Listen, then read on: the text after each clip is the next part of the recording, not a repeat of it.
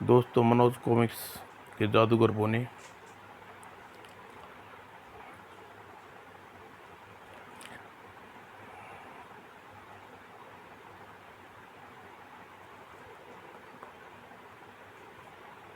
सांझ का समय था। जयगढ़ के राजा की राजकुमारी दीपाली विगरा नदी के तट पर उदास सी बैठी थी। तभी उसे एक आवाज़ सुनाई दी, राजकुमारी दीपाली, तुम उदास क्यों बैठी हो? वह चौंक कर इधर उधर देखा। अपने पास किसी को दिखाई नहीं दिया तो हैरान से बोली, कौन हो तुम जो मुझे मेरी उदासी का कारण पूछ रहे हो? तभी राजकुमारी दीपाली, तुम जैसी शिला पर बैठी हुई हो, शिला के नीचे मेंढक बोल रहा हूँ। राजकुमारी दीपाली ने शिला के नीचे उतर कर देखा तो सचमुच एक मेंढक खड़ा हुआ था। हाँ, तो वो तुम हो? हाँ राजकुमारी, आप मेरी उदासी का कारण बताइए। तो सुनो, विप्रा नदी के तट पर टहलते समय मेरे हीरे की अंगूठी मेरी उंगली से निकलकर पानी में जा गिरी। मैं उस अंगूठी के कारण शिला पर बैठी उदास बैठी थी। ओह, यह बात है। राजकुमारी दीपाली, यदि मैं तुम्हारी अंगूठी विप्रा नदी से निकाल दूं तो क्या सचमुच मेरी खोई अंगूठी वापस ला सकते हो? क्यों नहीं, लेकिन नदी में तुम्हारी अंगूठी निकाल कर लाने के बदले मुझे क्या दोगी राजकुमारी जी? तुम बताओ, बदले में क्या, तुम्हें क्या चाहिए? राजकुमारी दीपाली, बदले में मैं तुम्हें हीरे मोती नहीं चाहिए, बल्कि तुम्हारा प्यार चाहिए और तुम्हारा साथ चाहता हूँ।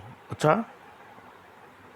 हाँ, और मैं चाहता हूँ कि सोने चांदी की जिस दिन थालियों में तुम भोजन करती हो, उन्हीं में से तुम्हारे साथ भोजन खाऊं। तुम्हारी गुदगुदी सैया पर सोती हो, उस पे तुम्हारे साथ सोऊं। बोलो, तुम्हें यह सब दे सकती हो? मुझे इस मेंढक को मूर्ख मालूम पड़ता है। भला यह मेरे साथ खाना पीना सोना चाहता है, फिर भी अपनी खोई हुई अंगूठी हासिल करने के लिए इस समय मुझे सब बातें मान लेनी चाहिए। अगले ही पल, मेंढक तुम्हारी सारी शर्तें मंजूर हैं। अब मुझे नदी से मेरी अंगूठी निकाल कर दो, अभी लो। और मेंढक ने नदी में कूद गया और देखते ही देखते नदी में लहरों में समा गया। और कुछ देर बाद वह नदी से मुंह निकला और दीपाली खुशी से उछल पड़ी। वह मेंढक, तुम सचमुच नदी से मेरी अंगूठी नदी से ढूंढ लाई। मेंढक ने दीपाली को लाकर अंगूठी दे दी। राजकुमारी, मैं तुम्हारे अंगूठी ला दी है, अब तुम अपना वादा पूरा करो। मेंढक की बात सुनकर दीपाली तुरंत अपने रथ पर चढ़ गई। अरे, राजकुमारी मेरी बात का कोई जवाब नहीं दिया और रथ पर चढ़ गई। राजकुमारी दीपाली, ठहर, मुझे भी अपने साथ ले चलो। तुम अपना वादा भूल गई हो। और दीपाली ने उसकी पुकार पर कोई ध्यान नहीं दिया और तेजी के साथ रथ दौड़ाकर वहाँ से ले आई। मेंढक उदास हो गया और रोने लगा। वह न जाने वहाँ बैठा कब तक रोता रहा। तभी वहाँ 3 बोने गुजरे। मेंढक भाई, तुम रो क्यों रहे हो? जयगढ़ की राजकुमारी दीपाली ने मुझे धोखा देकर भाग गई। उसने मुझे वादा किया था। कैसा वादा? जब मेंढक ने राजकुमारी की अंगूठी खोने की और सोने अंगूठी को नदी से ढूंढ कर लाने और घटना तीनों बोनों को बताई। मेंढक की सारी बात जानकर तीनों बोने में से एक बोला, राजकुमारी दीपाली बहुत कृतज्ञ लड़की है वो तुम। इसी समय जयगढ़ के दरबार में जाओ और राजकुमारी दीपाली के पिता जयमल से राजकुमारी दिवाली के द्वारा किए गए वादे के बारे में बताओ। लेकिन एक बात तो बताओ मेंढक भाई, तुम राजकुमारी दीपाली के साथ खाना पीना सोना क्यों चाहते थे? इसमें तुम्हें क्या मिलता? बोना भाई, दरअसल मैं मेंढक नहीं हूँ। तो क्या तुम मेंढक नहीं हो? फिर क्या हो? मैं साउल देश का राजा इंद्रजीत हूँ। वही इंद्रजीत जो बहुत रूपवान है, जो पुरस्चित सुंदर और मुग्ध होकर राजकुमारियों उससे विवाह करने के लिए आतुर रहती हैं। हाँ, मैं वही इंद्रजीत हूँ। फिर तुम मेंढक कैसे बन गए राजा सावल? यह एक लंबी कहानी है। आज से 2 माह पहले अखरोट खेलने के लिए कंचनवन में गया था। मुझे वहाँ एक खूबसूरत स्त्री मिली जो कानी थी। मुझे देखकर उसने मुझसे बोली, अरे पहचान गई अरे पहचान गई तू सावल देश का राजा इंद्रजीत है। तुझे मुझसे विवाह करना होगा। क्या बक रही है तू? मेरे जैसा रूपवान युवक भला तुझसे विवाह क्यों क्यों करेगा? राजा इंद्रजीत, शायद तुम नहीं जानते कि तुम कुरूपा जादूगरनी के सामने खड़ी हो। ओह, तो तुम कुरूपा जादूगरनी हो? हाँ, मैं कुरूपा जादूगरनी हूँ। कान खोल कर सुन लो कुरूपा, एक बार जिस बात को पूरा करने का मन ठान लेती है वह पूरा करके छोड़ती है। तुम्हें मुझसे विवाह करना ही होगा। नहीं, मैं व्यर्थ मैं तुम यह सपना भी नहीं तुम्हारे साथ विवाह नहीं करूँगा। भला बदसूरत की सुंदरता का क्या मिल? ओह, बहुत घमंड है तुझे अपनी सुंदरता पर। ठहरो, तुम्हारा घमंड तोड़ती हूँ। और कृपा जादूगरनी ने अगले ही क्षण आगे बढ़कर छड़ी को मेरे शरीर से स्पर्श किया और जा, तू इसी वक्त बदसूरत मेंढक बन जा। और अगले ही पल मेंढक बन गया। और राजा इंद्रजीत तब तक मेंढक बना रहेगा, जंगलों में भटकता रहेगा, जब तक तू गिड़गिड़ा कर मुझसे माफ़ी न मांग ले और मुझसे विवाह करने के लिए तैयार नहीं होगा। तब तक तू इसी रूप में भटकता रहेगा। कुरूप जादूगरनी, मर जाऊंगा पर मैं तेरे सामने गिड़गिड़ाऊंगा नहीं, गिड़गिड़ाऊंगा, कभी माफ़ी नहीं मांगूंगा। बस वह दिन और आज का दिन मैं मेंढक बनकर इसी प्रकार भटकता रहा हूँ। एक दिन जब मैं इसी प्रकार बैठा बैठा रो रहा था, तब पास से गुजरते एक महात्मा ने मुझसे रोने का कारण पूछा। तब मैंने उन्हें सारी बात बताई। मेंढक योनि से छुटकारा पाने के लिए उपाय पूछा। उसने मुझे बताया, यदि किसी राजकुल की कन्या के साथ एक दिन मेंढक के रूप में खाना खाओ और उसी रूप में तुम शयनकक्ष में सोओ, तो यदि पुरुष योनि में आ सकते हो, अन्यथा नहीं। लेकिन मैंने बदले में राजकुमारी दीपाली से उसके साथ खाने पीने और सोने का इच्छा प्रकट की थी, लेकिन वह मुझे छोड़कर जयगढ़ चली गई। इतना कहकर मेंढक चुप हो गया। एक बोना ने उससे कहा, राजा इंद्रजीत, हमें खेद है कि हमारी बहन ने तुमसे ऐसा व्यवहार किया। तो क्या राजकुमारी दीपाली तुम तीनों की बहन है? हाँ, राजकुमारी दीपाली ने ही कृपा जादूगरनी के भाई हैं। ओह, क्या? हाँ, कृपा इस की तरह हम तीनों भी जादूगर हैं। कृपा अपने जादू से लोगों को सताती है, इसलिए हमें तीनों भाई उसे नाराज रहते हैं। एक दिन जब हमें कृपा ने समझा रहे थे कि बिना बात लोगों को सताना अच्छी बात नहीं है, उसने क्रोध में आकर जादू से हम तीनों भाइयों को बोना बना दिया और नाराज होकर हमें घर छोड़कर चली गई। लेकिन जब तुम तीनों भाइयों स्वयं जादूगर हो तो कृपा ने जादू के प्रभाव से कैसे आ गई।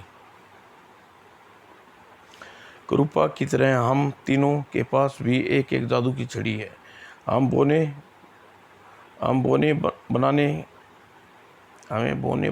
से पहले कृपा ने असमत हमारी छड़ियों को छीनकर अपने कब्जे में ले ली थी, और जादू की छड़ियों के बिना हम कुछ भी नहीं कर सकते। इसलिए कृपा जादू के बल पर हम तीनों भाइयों को बोना बना दिया। ओह, तो तुम तीनों मेरी तरह कृपा के जादूगरनी के सताए हो। हाँ वो इंद्रजीत। हाँ राजा इंद्रजीत, अपने भाइयों को नहीं बख्शी सकी, वह तुम्हें कैसे बख्शती। हमें अपनी बहन की करतूत पर बहुत खेद है। तीनों भाइयों ने कृपा की कारस्तानी सुनकर दुखी हो उठे। राजा इंद्रजीत ने तुम्हें महात्मा ने मेंढक की योनि से छुटकारा पाने का उपाय बताया है। दीपाली तुम्हारी बात पूरी करने का वादा भी कर चुकी है। तुम्हें राजगढ़ जाकर राजा जयमल से फरियाद करनी चाहिए कि राजा जयमल की तुम्हें न्याय देंगे। तुम ठीक कह रहे हो भाई, मैं जयगढ़ जाऊंगा। तीनों बोने वहां से आगे बढ़ गए। मेंढक उसी समय जयगढ़ की ओर फुदक फुदक कर चलने लगा। सुना है राजा जयमल बहुत ही न्यायप्रिय राजा है, मुझे अवश्य ही न्याय देंगे। राजकुमारी दीपाली को अपना वादा पूरा करना पड़ेगा, तभी मुझे पुरुष योनि में आ पाऊंगा। उछलता उछलता मेंढक राजा जयमल के दरबार में जा पहुंचा। महाराज दुआई हो, मेरा न्याय कीजिए। बड़ी विचित्र स्थिति है। मनुष्य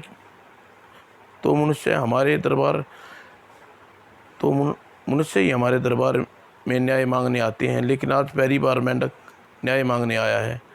राजा जयमल के साथ साथ दरबार में उपस्थित सभी लोग मेंढक को देखकर आश्चर्यचकित होगी। महाराज, आपकी चुप्पी मैं क्या अर्थ लगाऊं? क्या मैं आपके दरबार में निराश लौट जाऊंगा? नहीं, जब तुम न्याय मांगने हमारे दरबार में आ ही गए हो तो तुम्हें न्याय अवश्य मिलेगा। बोलो, तुम्हें क्या कहना है? महाराज, मैं राजकुमारी दीपाली की शिकायत लेकर आपके उपस्थित हुआ हूँ। क्या राजकुमारी दीपाली ने तुम्हें क्या शिकायत है? महाराज, आज वन में घूमते वक्त दीपाली की अंगूठी विप्रा नदी में गिर पड़ी। कहकर मेंढक ने जयमल को सारी विस्तारपूर्वक बताई। महाराज, तब राजकुमारी दीपाली ने मुझे दिए वादे से मुकर गई और बैठकर जयगढ़ के लिए चली आई। अतः मैं फरियाद लेकर आया हूँ, आपके पास आया हूँ। ठीक है, हम अभी राजकुमारी दीपाली को दरबार में बुलाते हैं।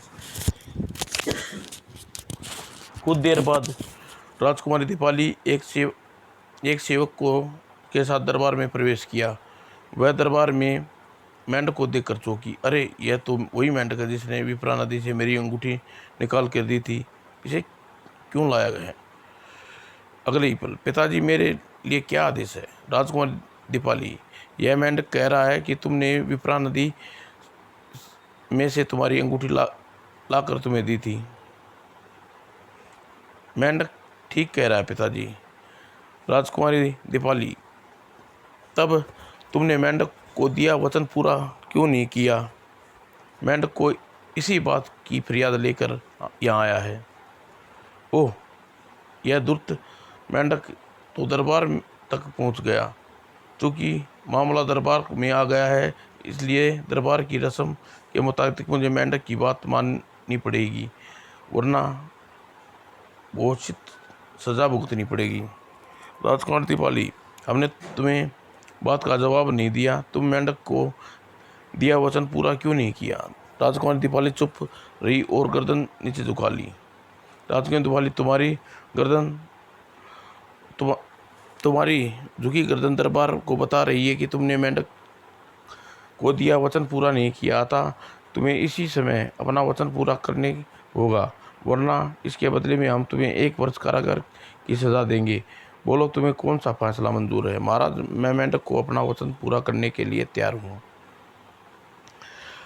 राज राजकुमारी दीपाली, हम तुम्हारा कथन सुनकर प्रसन्न हुए। जाओ, मेंढक के साथ लेकर अपने वचन का पालन करो। जो आज्ञा पिताजी। और राजकुमारी दीपाली ने आक्रोश को दबाते हुए मेंढक को उठाकर हथेली पर रखा और दरबार से निकल गई। और दरबार में चलकर वह सीधी भोजनालय कक्ष में आई और वहां पहुंचकर दासी को आदेश दिया, जल्दी से 2 थालियों में खाना लगाओ। अभी लो राजकुमारी जी। दासी ने सिर दी, 2 थालियों में भोजन ला दिया। तब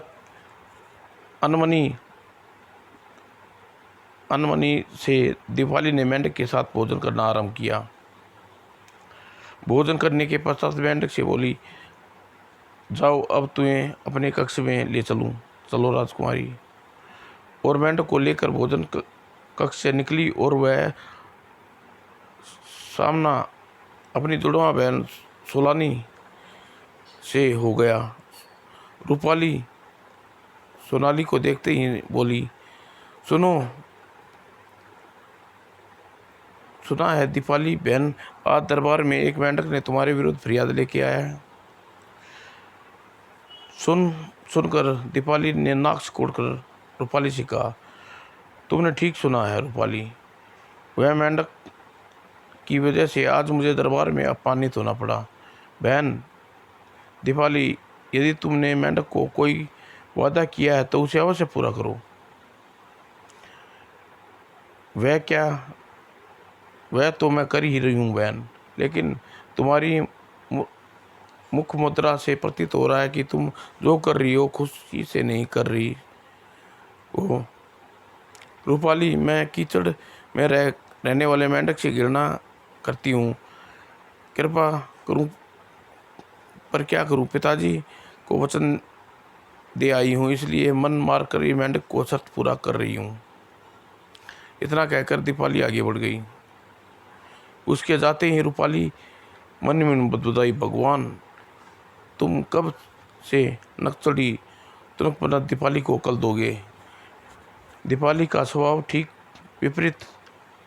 रूपाली बहुत नेक दयालु थी। वह बोलती थी तो ऐसा लगता था जैसे मुंह से फूल झड़ने लगे हों। और अपने कक्ष में पहुंचकर दीपाली ने क्रोध से मेंढक को शयन कक्ष में पटकते हुए कहा, लो सैया पर विश्राम करो, अभी करो, बहुत अरमान था ना तुम्हें मेरी सैया पर सोने का।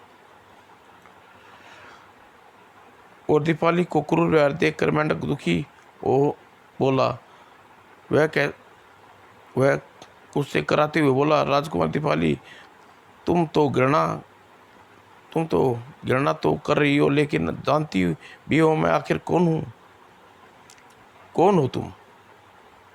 तो सुनो, मैं साल देश का राजा इंद्रजीत हूँ। हा, यह मुँह और मसूर की दाल, शर्म नहीं आती? साल देश का खूबसूरत राजा इंद्रजीत अपनी तुलना कर रहे हो? कुएं के मेंढक, ज़्यादा मत बढ़कर मत बोल। राजकुमारी दीपाली, तुम जैसी बदतमीज असभ्य राजकुमारी मैंने कोई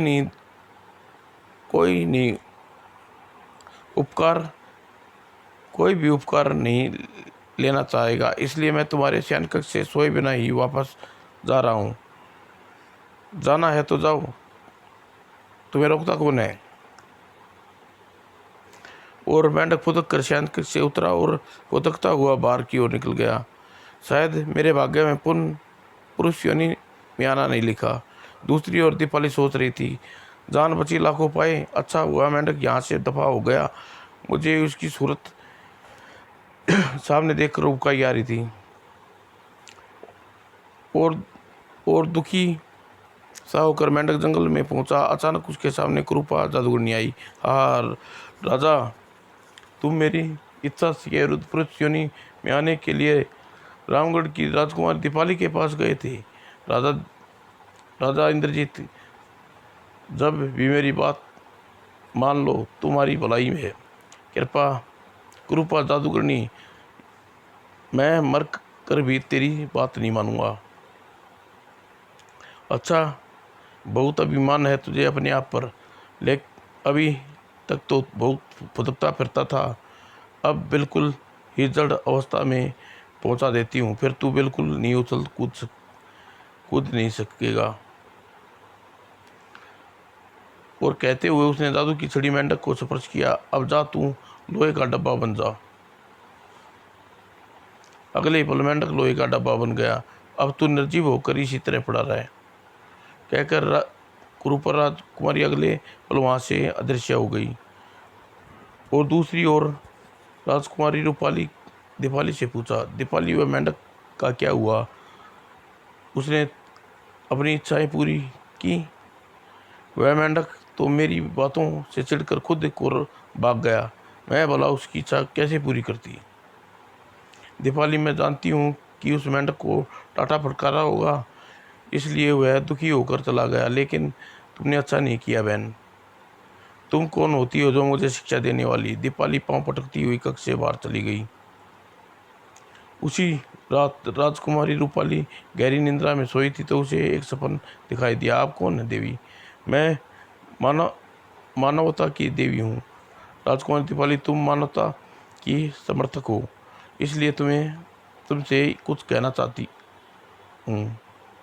कहो मानवता की देवी, क्या कहना चाहती हो? रूपाली, तुम्हारी बहन दीपाली ने जिस मेंढक को दुत्कार कर भगा दिया, लेकिन वह मेंढक नहीं, साउल देश का राजकुमार रंजीत है। क्या वे राजा रंजीत हैं? लेकिन मानवता की देवी, राजा रंजीत मेंढक कैसे बने? रूपाली, राजा रंजीत को क्रूप जादूगरनी ने जादू की से मेंढक बनाया हुआ है। तो यह तो राजा रंजीत के साथ बहुत अन्याय हुआ। मानवता की देवी, मुझे बताइए मुझे क्या करना है? रूपाली, तुम क्रूपा जादूगरनी की ने इस समय राजा रंजीत को एक मेंढक से लोहे के डिब्बे में बदल कर कंचन वन में एक पेड़ के नीचे डाल दिया है। तुम्हें वह पहुंचकर राजा रंजीत को क्रूपा की जादूगरनी से कैद छुटाना होगा। लेकिन मैं राजा रंजीत को सहायता कैसे कर सकती हूँ? मेरी बात ध्यान से सुनो रूपाली। जयगढ़ यहाँ से 20 कोस दूर मायावन है। उस मायावन में एक झरना है, झरने में पानी जादुई है। तुम मायावन जाकर सोने के एक मटके में उस झरने का जादुई पानी भरकर लाओ और वह जल कंचनवन पहुंचकर सोने के डब्बे के ऊपर डाल लो, लोहे के डब्बे के ऊपर डालो। ऐसा करते ही राजा रंजीत सिंह लोहे के स्थान पर अपनी पूरी योनि में लौट आएंगे। ओह, तब तो मैं उस झरने से अवश्य जल भर के लाऊंगी। मुझे तुमसे ऐसी ही आशा थी रूपाली, इसलिए मैं तुम्हारे सपन में आई थी। मानो तो कि देवी, संकट में किसी भी आदमी की सहायता करना मेरा परम कर्तव्य है। रूपाली, राजा इंद्रजीत तुम्हारे होने वाले पति हैं। यह आप क्या कह रही हैं? मैं सत्य कह रही हूँ रूपाली। इतना कहकर मानवता देवी अदृश्य होगी। और तभी रूपाली की नींद खुली। ओ, मैंने कैसा सपन देखा है? इस समय तो भोर होने वाली है। सुना है भोर का सपन सच होता है, इसलिए मुझे सपन सच ही होगा। मैं राजा रंजीत की सहायता अवश्य करूंगी। सुबह होते ही अपने पिता राजा जयमल से बोली, पिताजी महाराज, मैं अखरोट करने के लिए कंचन वन जा रही हूँ। राजकुमारी, तुम्हारे अखरोट प्रेम से हम अच्छी तरह परिचित हैं। हम यह भी जानते हैं कि तुम सदैव अकेली अखरोट करने के लिए वन जाती हो, इसलिए तुम्हें अखरोट के लिए कंचन वन जाने की से रोकेंगे नहीं। अपने पिता से आज्ञा लेकर रूपाली जयगढ़ की ओर सोने का मटका लेकर साथ था। सबसे पहले मुझे जादुई जल लेने के लिए मायावन में जाना चाहिए। यह सोचकर वह मायावन की ओर चल पड़ी। चलते चलते राजा इंद्रजीत के बारे में सोचने लगी। राजा इंद्रजीत ऐसा सुदर्शन पुरुष पति होगा ओह मेरे ऐसा भाग्य कहाँ, मेरे भाग्य में तो संसार की सारी सुंदरिया की ईर्षा हो उठेगी। दोपहर होते होते हुए मायावन में जा पहुंची। वह रहा झरना। झरना, इसी झरने से पानी पानी मुझे सोने के मटके में बनना है। और वह झरने से के पास पहुंच गई। फिर उसने मटके में को झरने का पानी भरा। अब मुझे इस जादुई पानी को लेकर सीधे कंचनवन में लोहे के डिब्बे के बने राजा इंद्रजीत के पास पहुंचना चाहिए। सोने के मटके को के झरने का जादुई जल भर के रूपाली वापस कंचनवन चल पड़ी। और दिन छपते छपते वह कंचनवन में जा पहुंची। वन में पहुंचकर जल्दी उसे लोहे का डब्बा खोज निकाला। ओह वह रहा सावल देश का सुदर्शन राजा इंद्रजीत। इस अवस्था में वह निर्जीव वन में पड़ा हुआ है। सोचते हुए रूपाली उस घोड़े से उतरी और झरने का जल जैसे ही लोहे के डब्बे पर पड़ा, राजा इंद्रजीत अपने अवास्तविक रूप में आते जा रहे थे। और झरने का जल तो वाकई करामती है। और अगले ही पल सावल देश का महाराज जयगढ़ की राजकुमारी रूपाली का प्रणाम करती है। राजकुमारी रूपाली, हमें जीवन दान देकर तुमने हम पर बहुत उपकार किया है। हम तुम्हारी ऋणी हैं। आज से हमारा यह जीवन तुम्हारा हुआ। हमारी हर सांस पर अब तुम्हारा अधिकार है। राजकुमारी रूपाली, क्या तुम हमारी पत्नी बनना पसंद करोगी, हमसे विवाह करोगी? लेकिन महाराज, मुझे विवाह करने से पहले अपने पिता राजा जयमल से अनुमति लेनी होगी। तो चलो तुम्हारे पिता के पास चलते हैं, यह शुभ कार्य में देरी कैसे। चलिए महाराज। और राजकुमारी रूपाली और राजा इंद्र सिंह घोड़े पे बैठ के जयगढ़ की ओर चल पड़े। तभी वे कुछ ही दूर गए थे कि क्रोध से पुकारती हुई कुरूपा जादूगरनी उसके घोड़े के सामने प्रकट हुई। ओह, यह तो कुरूपा खैर नहीं। कुरूपा को सामने देखकर इंद्रजीत एक झटके से घोड़े की लगाम खींच ली। अगले ही पल लपक कर कुरूपा ने रूपाली के बाल पकड़ लिए। दुष्ट, जिसे पुरुष को मेरी निगाहें थी, तू उसे लेकर उड़ी जा रही है, तुझे अभी मजा चखाती हूँ, कहकर उसने रूपाली के बाल पर तेज झटका दिया और रूपाली को एक झटके में घोड़े के नीचे गिरी। इससे पहले कुरूपा जादूगर ने जादुई छड़ी से रूपाली को कोई जादू करती घोड़े से कूदकर राजा इंद्रजीत कुरूपा के सामने आकर बोला, कुरूपा, तुम्हारा अपराधी मैं हूँ, रूपाली नहीं। इसलिए जो दंड देना है मुझे दो, रूपाली को छोड़ दो। तुम्हें तो मैं किसी हाल में नहीं बख्शूंगी।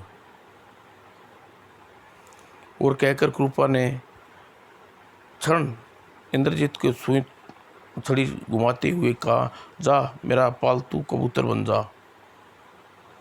अगले ही पल ओह, राजा इंद्रजीत तो सचमुच कबूतर बन गए और कबूतर उड़कर कुरूपा के कंधे पर बैठ गया।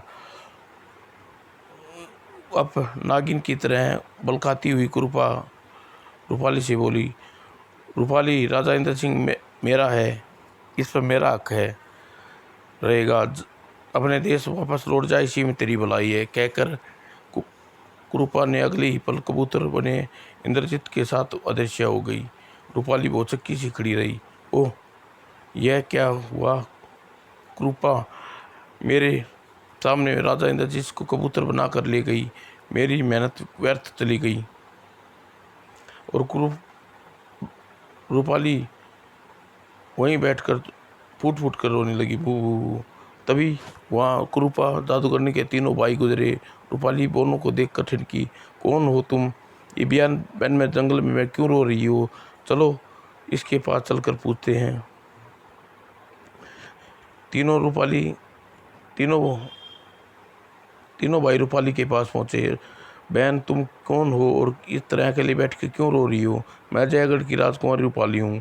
रूपा जादूगरनी की कैद से छुटा कर श्यावल देश के राजा इंद्रजीत के को अपने साथ ले जा रही थी कि मेरे कृपा जादूगरनी आई और राजा इंद्रजीत को कबूतर बनाकर अपने साथ ले गई।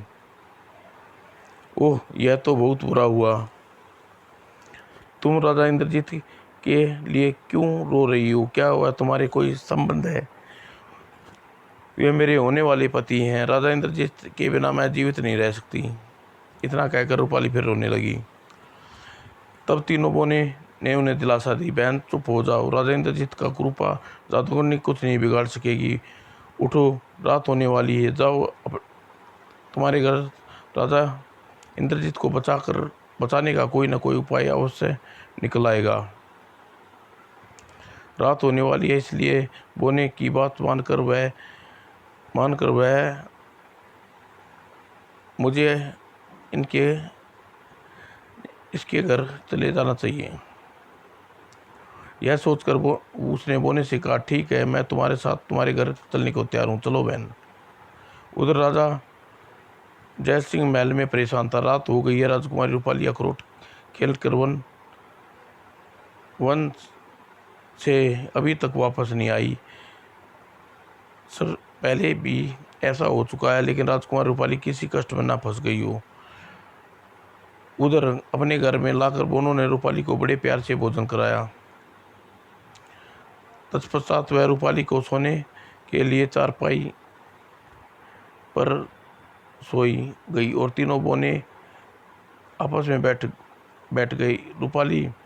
बहन रूपाली, हमें एक राज की बात बताते हैं। कौन सी राज की बात? वह राज की बात यह है कि हम तीनों जादूगरनी के सगे भाई हैं। क्या? रूपाली के मुंह पर भय से पीला हो गया। यह देखकर एक बोना उससे बोला, रूपाली बहन, घबराओ नहीं। हम कृपा का भाई जरूर हैं, पर उसकी गलत हरकतें के कारण हम उसके पक्के दुश्मन बन गए हैं। उसका विश्वास करने से हम तुम्हारी पूरी मदद करेंगे। ओह, तब तो मैं निश्चित ही राजा इंद्रजीत को कुरूपा की कैद से छुटा पाऊंगी। तभी एक बोने ने रूपाली को एक नारियल दिया। रूपाली बहन, इस नारियल को कुरूपा की मौत कैद है। कुरूपा के सामने आने पर जब यह नारियल को भूमि पर मारकर तोड़ देना, तत्पश्चात ही कुरूपा की मृत्यु हो जाएगी। लेकिन मैं कुरूपा को खोज कैसे कर पाऊंगी? वह तो देवताओं की तरह शून्य में विलीन हो जाती है। इसकी चिंता न करो रूपाली बहन, हम इसी वक्त तुम्हें लेकर कुरूपा के महल में चलेंगे और रात्रि को जब वह सो जाएगी, तुम आसानी से उसके पास पहुंच जा सकती हो, क्योंकि सोते वक्त वह अपनी जादुई छड़ी को सिराने पर रखकर सोती है। तब तक वह जादुई छड़ी उसके हाथ में नहीं रहेगी, तब उसका कोई जादू काम नहीं करता। ओह, तब तो हमें इसी समय कृपा के महल चल जाना चाहिए। वह तीनों बोने रूपाली को साथ घर से बाहर निकले और घर से बाहर आकर बोने रूपाली का हाथ पकड़ा और अगले ही पल वे चारों आकाश में उड़ रहे थे और कुछ देर बाद चारों महल की छत पर उतरे गए। यही है रूपाली का महल। रूपाली अर्धरात्रि के बाद गहरी नींद सोती है, इसलिए अर्धरात्रि होने तक हमें सभी को यहीं छुप कर रहना चाहिए। अच्छा, अर्धरात्रि होते ही चलो, अब कृपा गहरी नींद में सो गई होगी, आओ उसके शयन कक्ष में चले। और सुनते ही सभी लोग तेजी से सीढ़ियाँ उतरने लगे और कुछ देर बाद वे चारों कृपा के शयन कक्ष में थे। तुम्हारी बहन कैसी मीठी नींद सोई है, जल्दी करो, झटपट सिर आने रखी छड़ी को उठा लो। तीसरे बोल ने झटपट कृपा की छड़ी उठा ली। बस अब कृपा हमारी मुट्ठी में है। और तब दोनों के इशारे पर रूपाली आगे बढ़कर कृपा के बाल खींचे। उठ कृपा, उठ, देखो तुम्हारा यमदूत तुम्हारे सामने खड़ा है।